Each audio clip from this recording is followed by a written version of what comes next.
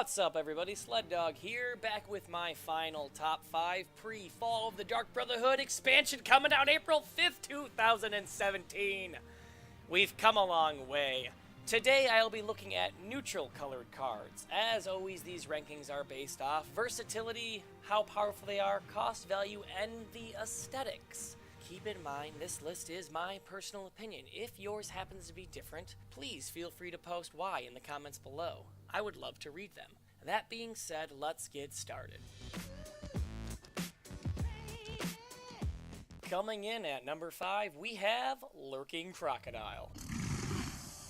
He is a 3-2 for 2 that also comes with Prophecy. This crocodile finds its home in the deck Prophecy Battle Mage. He is generally a strong 2-drop to play if you are trying to aggro your opponent down, and getting him off of a Prophecy is always a bonus. The main reason he finds his name on my list is because of his beautiful premium art. Neutrals are known for having some of the best premiums in the game, and Lurking Crocodile is no exception. He has a very cool effect on the water that makes him feel like he's just jumping out at the bird and trying to catch it. Other than that, he is very useful when grinding for soul gems. Seeing as how the AI will hit face as much as possible, having a rune proc Lurking Crocodile can help you control the board. His biggest drawbacks are that he only has 2 health, and normally you're going to be wanting to play a 2-drop from one of the 2 color combinations in your deck. But all these things considered, this card does see play in the right deck, which is why he has my number 5 spot.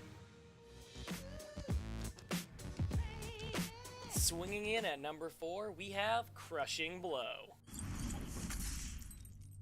Whether you are hitting face for lethal or taking out a creature that could easily snowball the game, Crushing Blow is always an option. This action costs 3 magicka and deals 3 damage to anything. If you are building a deck and need a little extra reach, Crushing Blow is never a poor choice. This is also one of the 3 cards that received alternate art from the Mad Prince pack, and man is it wonderful! Compared to the old art, the new alternate one just seals the deal for me. The art really complements the idea of this card. It clearly demonstrates a Crushing Blow.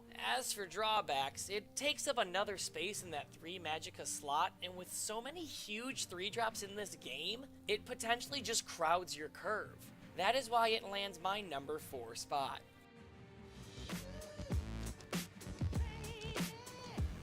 Oh boy!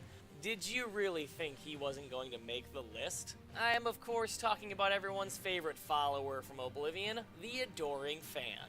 Can I carry your weapon? Shine your boots? Back rub perhaps? This card is a 0-1 with Guard, Prophecy, and Last Gasp, and when he is killed, he will randomly come back out of the battlefield just to annoy your enemy. To top it all off, he is immune to Silence, which, that is pretty amazing, things considered. You could stack up a lot of weapons on him, and the only way to get rid of him is with hard removal. Now, I am not going to say this is a good card by any means, but in terms of flavor, very few cards do it as well as he does. Everything about this card is perfect in representation of what it is based off the source material. Now, his premium doesn't change much, only adding a wind effect on his hair and the flags behind him, along with some shiny rays of sun. Love him, hate him, you cannot deny the authenticity of this card, making him my number 3. Number 2 is a support that came out with the Madhouse collection. I'm talking about the Altar of Despair. Altar of Despair is a 12-use support card costing 6 magicka that when you use, you sacrifice a creature on your side of the board and replace it with a creature from your deck consisting of first 1 magicka, then 2, so on and so forth. This card is one of the more fun cards in the game. It feels good using it, and it can be very annoying to play against. It is also one of those cards that makes you really think, there are a lot of possibilities in this game I haven't considered. Its premium is just an effect on the fire, but it still holds up with the majority of the other premiums in the game. The big problem with this card is that its high cost and having to build a deck around it make it very difficult to use. Even with some of the bigger problems in this game, this card promotes not only creativity but strategic thinking, which is why Altar of Despair is my number 2.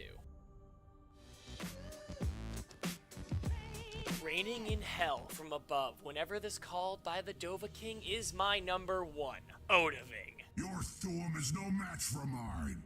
He is a 10/10 for 12 that when summoned deals 4 damage to all enemy creatures. This card is insanely powerful and can completely clear a board on summon. This is another card that accurately portrays the source material 100%. Being that he is one of the only 3 dragons currently in the game, and the only other named dragon next to Nahag Leaf makes him even more amazing to get off. You won't always make it 12 Magicka, but with ramp cards and cost reducing cards out there, you'll be able to get him off more times than you think. There is nothing more satisfying than completely clearing a board on turn 12 with Odahviing. His premium art has a beautiful effect on the fire and is befitting of such a powerful beast. When I first started playing the game back in August and my opponent used this on me on turn 12, there was nothing more soul-shattering than watching all of my creatures burn to death as Odahviing landed and told me that my Thuum was no match for his.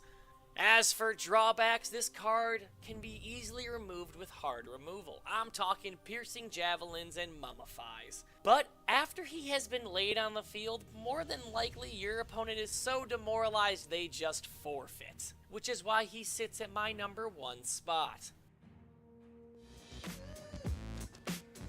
As always, I have 2 honorable mentions for you, the Action Close Call and the Dwarven Sphere. Close Call is a 0 cost that returns a target creature to your hand. Now this card by itself isn't amazing, but combined with cards that have powerful on-summon abilities, you can combo your opponent's will to live. Dwarven Sphere only makes my honorable mentions because his premium art is downright sexy. He is a 2/3 for 3 that shackles an enemy on summon, and this can be used to hold back an enemy while maintaining a body on the field. Well, there you have it, folks. Those are my top 5 cards for neutral, pre-Fall of the Dark Brotherhood, coming out April 5th, 2017. Now, if you would disagree with me, please feel free to post your own list and why in the comments below. I would enjoy reading them. If you liked this video, please like, subscribe, share, and feel free to follow me on Twitter at SludDogGames. Thank you for watching. Other than that, he is always very useful when grinding. Being that he is one of the only 3 dragons currently in the game, and the only other named dragon, well, there you have it, folks. That are losing my mind.